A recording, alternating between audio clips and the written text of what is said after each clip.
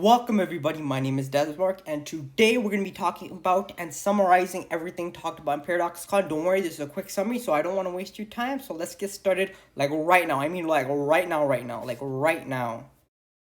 From this picture, you can clearly see that Victoria 3 will have portraits of actual historical characters that were leaders of the fallen countries. In this case, we see the leaders of both France and the Ottoman Empire. And if you look at the screenshot, you can see that Victoria 3 is going to move to a GDP type model, which is honestly pretty crazy. Yeah, let me just summarize the Welcome to Victoria event. It was pretty straightforward. So they wanted that event basically explained how they went into designing Victoria 3. So they wanted to make Victoria 3 on 4 pillars of design. So they wanted to first of all make Victoria 3 a society builder, and they wanted to expand on the mechanics of economics, politics, and diplomacy. So like as you can see from the screenshot, there's a bunch of like numbers, which is amazing. You can like dissect every number within each province, and the cool thing is that there's more provinces. There's about like 140 markets, and let me just tell you something about markets.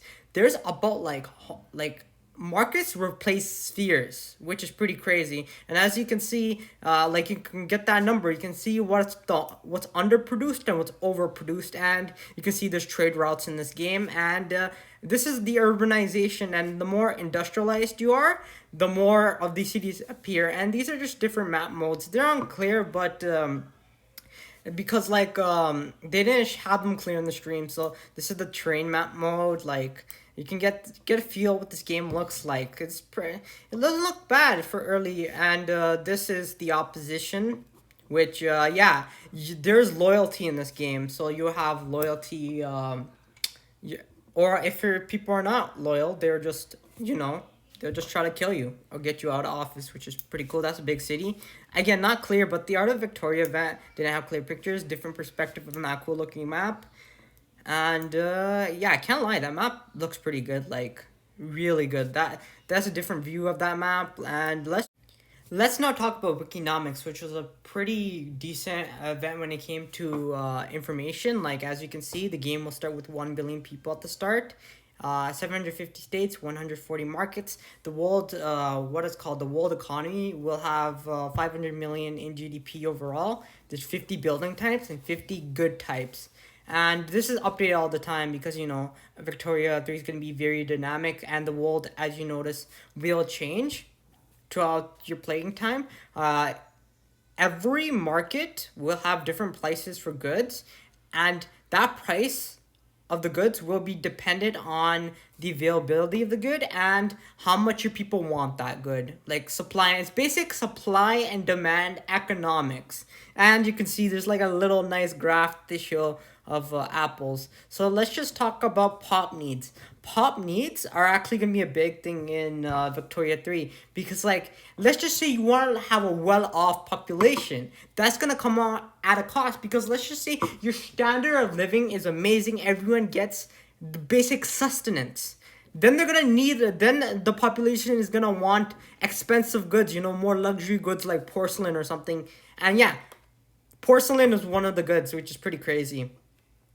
So let me just talk about wages. Yeah, wages can go up. And yeah, that's pretty crazy that like they put this level of detail into the factories. It's expected for being like a predecessor of Victoria 2, but I really want to say that like I am impressed at the fact that they're expanding on every mechanic that makes the Victoria series. And as you can see, they also are gonna have different level of taxes that you can enact in the game. Income taxes, which is obviously deducted for wages. Poll taxes, which is actually like a fixed tax on everybody, so that's pretty simple. There's consumption taxes, which you can put taxes on consumer goods like alcohol, tobacco, anything if you want to. And there's dividend taxes, which is a taxation on the factories. So in this case, you would want to have self-reliant factories because you don't want to tax factories that are on subsidies. There's no point because you're already funding the factories. So you're taking away from what that factory can produce. And yeah, this is one system of laws on how you can change different type of economic models. This is not the only type of system you can change in the game. Like there's a lot more political parties, and like when I was going to the Q&A, I found that the infamy system is gone.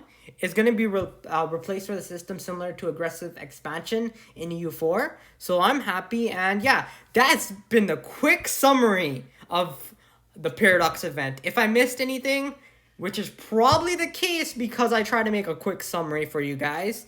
Yeah, the links are in the description to go to the Reddit, the Paradox forum, and anywhere else where you might find more detail. But yeah, this was just me trying to make a quick summary for you guys because not everyone has the time to go through pages and pages and paragraphs of information, you know?